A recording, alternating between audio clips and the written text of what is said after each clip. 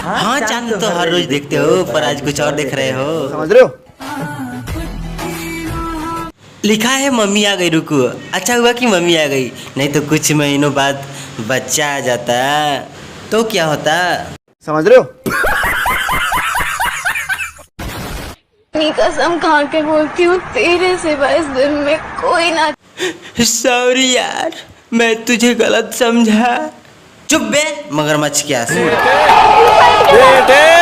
बोलना भी हूँ क्या करी बोल। ओए भाई, माल कैसा लगा? छू लो सब्सक्राइब वाला बटन और घंटा भी बजा दो।